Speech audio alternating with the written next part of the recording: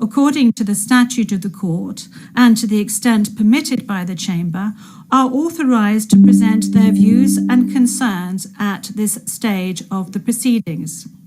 We have come to the end of Mr. Duterte's first appearance hearing. I would like to thank all the participants in this hearing, the interpreters and the stenographers. This concludes today's hearing. Duterte, case number ICC 0121-0125. And we are in open session. Merci beaucoup. Thank you very much. I will now ask the parties to introduce themselves, starting with the Office of the Prosecutor. Please pause before speaking and speak slowly to allow the interpreters to interpret appropriately. May I ask you to introduce yourself and to confirm whether the list of your staff that I received prior to the hearing is correct, Mr. Prosecutor? President, Your Honours, good morning. The list is correct. Once again, Deputy Prosecutor Manjay Nyang to my left, trial lawyer Edward Jeremy behind us, trial lawyer Robin Croft, international cooperation advisor Chantel Daniels, and our very able case manager Grace Go. I'm Karim Khan, the prosecutor. Merci beaucoup. Thank you very much. I now turn to the counsel for the defence of Mr. Duterte. As everyone can see, Mr. Duterte is present and is attending the hearing via video link. As Mr. Duterte made a long journey involving a considerable time difference, the Chamber authorised Mr. Duterte to follow the hearing at a distance. His counsel, however, is present with us in the courtroom. Thank you, counsel. Please introduce yourself. Good afternoon, Your Honours. I am Salvador C. Medjaldea, counsel for Rodrigo Roa Duterte. Merci beaucoup. Thank you very much. Thank you very much, counsel. I will now introduce the chamber. By my side, we have the Judge Reine Adelaide Sophie Alapine Gansu, the Vice President of the Court, and Judge Maria del Socorres Flores Liera. I am the presiding judge of the pretrial chamber 1 of the court, and my name is Julia Antoanella Mortok. Now, I would like to speak to you, Mr. Duterte. I'm speaking French, but you are receiving interpretation of what I'm saying in English. I understand that you are at ease in the English language and that the interview yesterday at the detention center was conducted in English and that you did not deem it necessary to request interpretation into any other language during this interview. This said, I would like firstly to confirm your identity. Could you provide us with your full names, please? I am Rodrigo Roa Duterte. That's my first middle name is Roa. The surname is Duterte.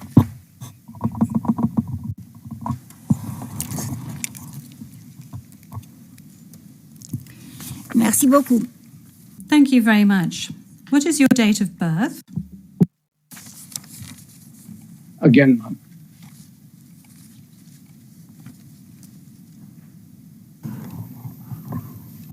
Can we request that the question be repeated?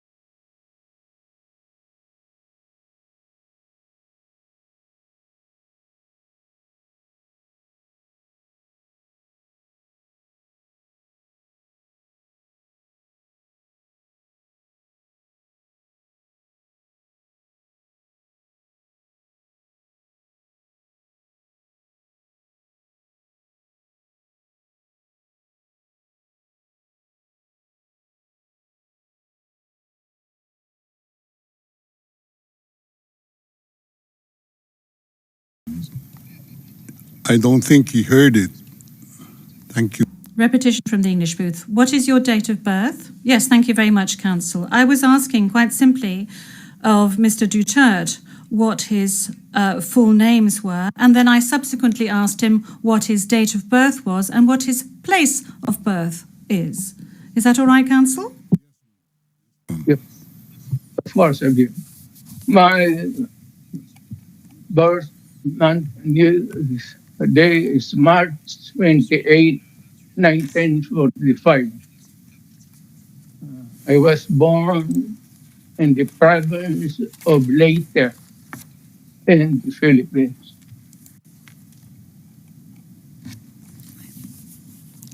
Merci beaucoup. Thank you very much. As a preliminary point.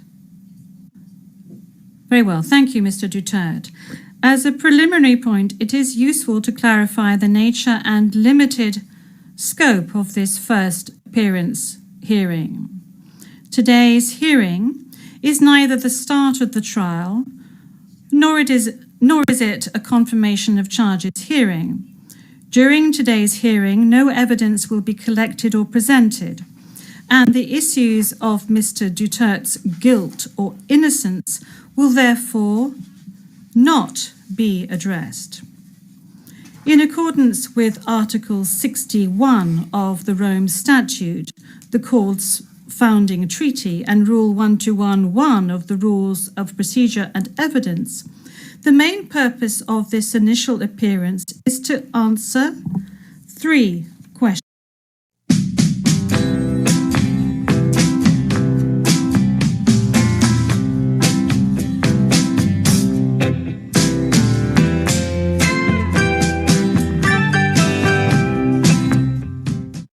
Been informed of the crimes of which he is accused. Second, the Chamber must ensure that this person has been informed of his rights as recognized by the Rome Statute. Third, the Chamber must set a date on which it intends to hold a confirmation of charges hearing. The Chamber notes that your counsel, Mr. Duterte, filed 2 motions, one in relation with today's hearing. And you may be aware that these 2 motions have not been accepted by the Chamber because of the nature of today's hearing. No further discussion on the matter is necessary during this hearing because, as I said at an earlier stage, the aim of this hearing today is to introduce the parties and to ascertain the charges and to set a date for the confirmation of charges hearing at a later stage. With regard to the first point, I recall that Mr. Duterte has received a copy of the warrant for his arrest and that a redacted version of the prosecutor's application for the issuance of the warrant of arrest is public. I will now ask the court officer to read the charges against him. The charges will be read in English. Please, over to you, Madam Courtroom Officer. Thank you, Madam President. Your honours. On 7 March 2025, Pre-Trial Chamber 1 concluded that there were reasonable grounds to believe that Mr. Duterte is criminally responsible pursuant to Article 25(3)(a) of the Rome Statute as an alleged indirect co-perpetrator for the crime against humanity of murder pursuant to Article 7(1)(a) of the statute as follows. A. Murder of at least 19 persons, allegedly drug pushers or thieves, killed by members of the Davao Death Squad in various locations in or around Davao City, Philippines between 2011 and 2016. B. Murder of at least 24 persons, allegedly criminals, such as drug pushers or thieves or drug users, killed by or under the supervision of members of the Philippines law enforcement, sometimes with the assistance of persons who were not part of the police, at various locations in the Philippines between 2016 and 2019. Merci beaucoup, Madame la... Thank you, Madam Courtroom Officer. Mr. Duterte, I'm not going to ask you to stand up because I know your condition, so I'm going to allow you to remain seated. You have just heard the reading of the charges, which are in accordance with the content of the arrest warrant you received. This means that you have been informed of the crimes of which you are accused. And this concludes the examination of the first point mentioned above. I will now turn to the second point, which concerns your rights as a suspect before this court. I will summarize some of these rights, which are of particular importance at this stage of the proceedings. Those rights are as follows. You can benefit from the assistance free of charge of a competent interpreter and benefit from the necessary translations to meet the requirements of fairness. You have the right to have the time and facilities necessary to prepare your defense and to communicate freely and confidentially with the counsel of your choice. You have the right to remain silent, and you cannot be forced to testify against yourself or to confess guilt. You can also make statements in your defense without taking an oath. In addition to any other disclosure provided for in the statute, the prosecutor must disclose to you, as soon as practicable, evidence in his possession or at his disposal that shows or tends to show your innocence or to mitigate your guilt, or that could undermine the credibility of the evidence against you. At the confirmation of charges hearing, you can contest the charges, challenge the evidence presented by the prosecutor, and present evidence. There will be no trial if the charges are not confirmed or if the proceedings against you are completed. You have the possibility to make an application for interim release pending trial. And finally, Mr. Duterte, you have the right to be informed as soon as possible and in detail of the nature, cause, and content of the charges in the language that you fully understand and speak. Counsel, have you understood? Yes, we're listening, Ma'am. We're listening, and before it ends, may we be allowed to present a manifestation on the circumstances behind the delivery of Mr. Duterte in this chamber.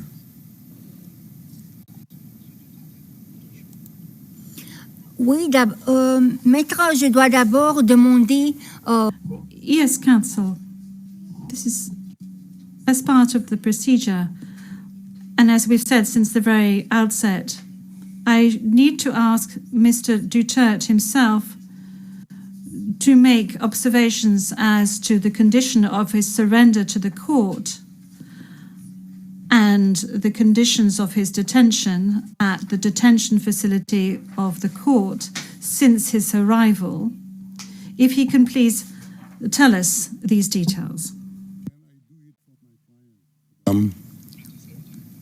Thank you. Can I... Oui, maître. Oui. The presiding judge. Yes, counsel. Please. 2 days ago, the whole world has witnessed the degrading fashion in which a former president of a sovereign country was bundled into a private aircraft and summarily transported to The Hague. To us lawyers, this would be called an extrajudicial rendition. To the less legally inclined, it was a pure and simple kidnapping, My client was denied all access to the legal recourse in the country of his citizenship, and this all in the nature of political score settling. Two troubled entities struck an unlikely alliance, an incumbent president who wished to neutralize and choke the legacy of my client and his daughter on the other hand, and a troubled legal institution subject to delegitimization and desperate for a price cuts and a legal show today on the other hand. With this in mind, it is not surprising that my client was abducted from his country. ICC private jets do not drop out of the thin air. That jet which received my client was coordinated in advance. The UAE is not a state party to the ICC and has no obligation to cooperate with the court. Yet my client sat in transit in that country for more than 5 hours. I invite the registry's representative to present today in court to explain to the judges exactly how they believe this transfer was anything other than a gross abuse of process. Given the precipitous arrival of my client, an elderly man with debilitating medical issues, hard of hearing and poor of sight, he was taken to a hospital for observation. Only this morning have I met him for the first time with less than an hour to discuss legal issues. I have not been able to present him with a hard copy of the arrest warrant because we were not supplied with such. I have not even been able to explain to him what the prosecution requested when seeking the issuance of the arrest warrant. This is because the chamber only established a redacted version of the prosecution request last night. Other than to identify himself, my client is not able to contribute anything to this hearing. Most importantly, he is not able even to tell you that he has been informed of the charges as contained in the arrest warrant for a reason more pertinent to which I alluded in my written request to this honorable pretrial chamber this morning, and which is confidential in nature. Accordingly, I repeat my respectful request, which was rejected this morning, to postpone the substantive aspect of this hearing to the next week, when I will have the opportunity to sit with my client and to explain to him what a confirmation hearing is and what the disclosure is and how the prosecution alleges that he committed crimes. I thank the court for its attention and regret to say that I do not have instructions to continue my submission any further today. Thank you.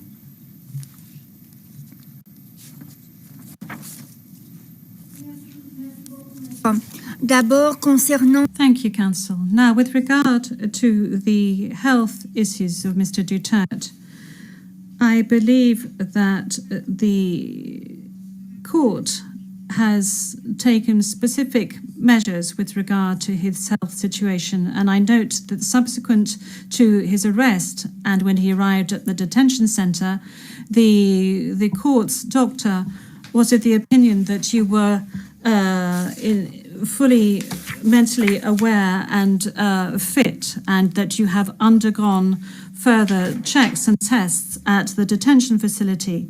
And when you broached health matters, that's saying that you were not able to come to the hearing, the doctors who consulted with you were of the opinion that Mr. Duterte was not in a position to come to the hearing physically, but that if he gave a written permission, he would be able to take part via video link. Now, that is with regard to the health matters that you just mentioned. They are very important, especially concerning the matter of age. Now, with regard to the rights of Mr. Duterte, we have before us the registrar's or the registry's report that says that Mr. Duterte has been informed of his rights, including Articles 66 and 67 of the Rome Statute, and that that he is aware of his rights and that he is also aware of the charges against him. We have before us the report of the registry saying that he was also aware of the warrant of arrest in the English language and that he is very well versed in the English language. Once again, you have the possibility of these charges being read in English, which was the case today. I have read to you in the French language the rights that he has, Mr. Duterte, before this court, and I'd like to specify once again that this is an initial hearing in order for Mr. Duterte to be aware of his rights and the charges against him. And then there will be a full procedure that will unfurl leading up to the confirmation of charges that will enable Mr. Duterte to raise all the matters that you have just raised with regard to the warrant of arrest, with regard to the crimes committed, with regards to the charges and any other matters associated with his arrest and the matters of jurisdiction of the court. You have the opportunity to do this throughout these proceedings leading up to the actual confirmation of charges hearing. Now, counsel, with regard to your request for another hearing to be held next week, well, your initial request, that was, this was not accepted by the court. Now, you have seen the two decisions of the court that have been disclosed to you, and you are aware of the fact that these two decisions were refused. And this is by dint of the fact that this first initial appearance hearing does not need much preparation, as I have said to you on a number of occasions. I am now going to move on to the third stage, which is to set the date for the confirmation of charges hearing. After assessing all factors, including the need for the parties and participants to adequately prepare, as well as Mr. Duterte's rights, including his right to be tried within a reasonable time, the date for the commencement of the confirmation of charges hearing is September the 23rd, 2025. I would add that in accordance with Rule 1217 of the Rules of Procedure and Evidence, this date may be postponed by the Chamber depending on the progress of the proceedings, either on its own motion or at the request of the prosecutor or the defence. Before concluding this hearing, I would like to inform the parties of the next procedural steps. First, I would like to recall that in accordance with Rule 1212B of the Rules of Procedure and Evidence, the Chamber holds status conferences to ensure a small exchange of information under satisfactory conditions. These conferences are organised either ex officio or at the request of the prosecutor or the defence.